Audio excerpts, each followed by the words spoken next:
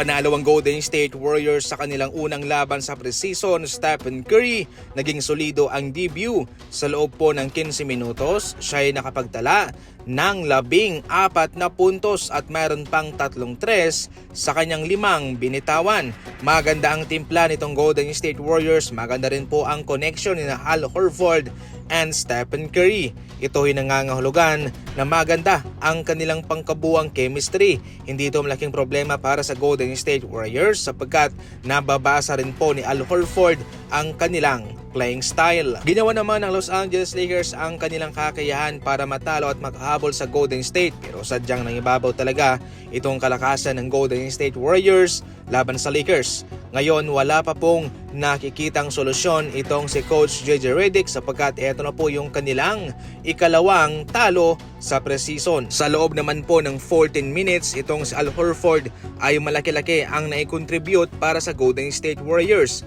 Mayroon siyang 3 points, 4 rebounds, 3 assists, 3 blocks, and 1 steal. Grabe ha, all around talaga itong si Al Horford mga idol.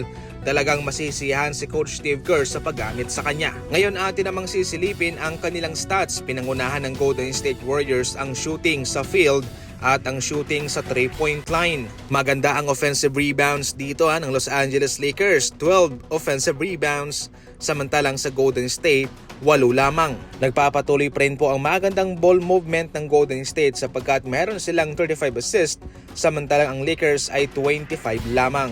Meron ding 11 steals ang Warriors, maganda ang kanilang depensa, samantalang ang Lakers 7 lamang. Tandaan na itong preseason ay magiging gabay para sa mga NBA coach na makita kung saan ang kanilang problema para sa regular season ay kanilang mabibigyan na ng solusyon. Samantala, ayon naman kay Simon Fontecchio, ang kapalitan ni Duncan Robinson sa Miami Heat mga idol, alam niya mismo na siya ikukumpara raw ng mga Miami Heat fans kay Duncan Robinson. Pero para sa kanya, magkaiba silang player, magkaiba po sila ng playing style. I respect his game a lot. Ayon pa mismo kay Fontecchio, I watch a little bit of Duncan too. The way he comes off screens, the way he comes off handoffs. Isang subok na sharpshooter itong si Duncan Robinson, mabilis ang kanyang bitaw. Hindi naman daw talaga maiiwasan na baka siya ikukumpara ng mga Miami Heat fans at baka ganun din daw ang expectation sa kanya. Pero pinapaliwanag niya na magkaiba po sila ng style sa paglalaro. Siya, mas nakafocus po siya sa depensa.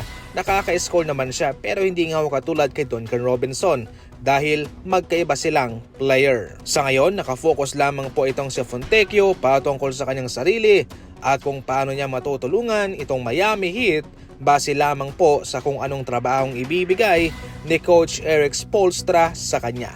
Yan lang muna sa ngayon. Maraming salamat po sa panonood. May sarili po siyang audio at maririnig mo yung hiyawan ng mga tao. Meron din po siyang counter sa score. Hindi ka na magbubutas, adhesive to.